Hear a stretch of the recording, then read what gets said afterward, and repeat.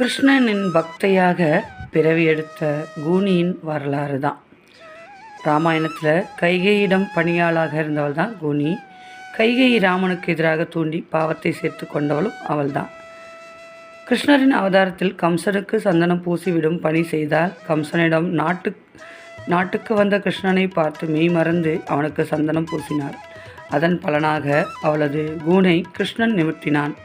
அடுத்த பிறவியில் பாண்டுரங்க பக்தையாக ஜானாபாய் என்ற பெயரில் பிறந்தாள். பண்டரிபுரம் கோவிலில் கார்த்திகை மாத ஏகாதசி திருவிழாவில் ஏகப்பட்ட கூட்டம். பாண்டுரங்கனின் சந்நிதியில் 10 வயது பெண் குழந்தை இனிய குரலில் பாடிக்கொண்டிருந்தாள். பக்தர்கள் அனைவரும் மெய்மறந்து கேட்டுக்கொண்டிருந்தனர். பாட்டு முடிந்ததும் அவள் தன் பெற்றோரிடம் ஊர் திரும்பவில்லை. பாண்டுரங்கனே தனக்கு அன்னையும் தந்தையுமாக இருக்கிறார் என்று சொல்லி கோவிலிலேயே தங்கிவிட்டாள். அந்த தேவ குழந்தைதான் ஜனாபாய்.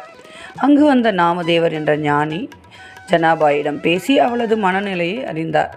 கடவுளின் திருவருளால் குழந்தைக்கு இளம் வயதிலே பக்தி ஏற்பட்டிருக்கிறது என்று வியந்தார். அவளிடம் பேசி தன் வீட்டிற்கு அழைத்து சென்றார். பாண்டுரங்கனின் சிறந்த பக்தரான நாமதேவர் சிறுவயதிலேயே சிறந்த ஞானியாக விளங்கினார்.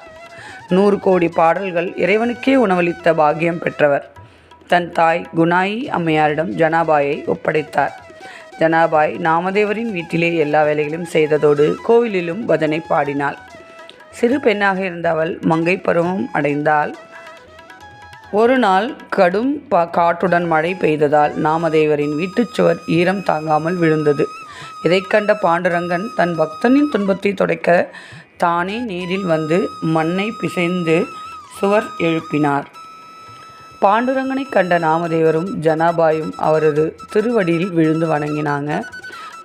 பகவானுக்கு சேவை செய்யும் பாக்கியம் ஜனாபாய்க்கு கிடைத்தது. வேகமாக வெந்நீர் தயார் செய்து சேராகி இருந்த அவரது பட்டு பீதாம்பரத்தை வாங்கி துவைத்தாள். அதுவரை பாண்டுரங்கன் கந்தல் துணியை உடுத்தி கொண்டார். அது அவரது திருமேனிக்கு பொருத்தமாகவும் இருந்தது. பீதாம்பரம் உலரும் வரை பாண்டுரங்கன் சிறிது நேரம் கண்ணேற விரும்பினார்.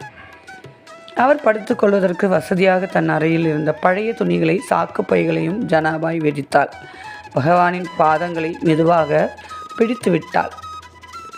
ஆதிசேஷனின் மலர்படுக்கையில் அயர்ந்து உறங்கும் பாண்டுரங்கன் வைகுண்டத்தை விட இங்கு சுகமாக தூக்கம் வருகிறது என்று அழுக்கு துணியிலேயே நன்றாக தூங்கி எழுந்தார். பிறகு ஜனாபாய் உணவு பரிமாற நாமதேவர் குடும்பத்தாருக்கு பாண்டுரங்கன் ஒன்றாக அமர்ந்து சாப்பிட்டார். நாமதேவர் பாண்டுரங்கனுக்கு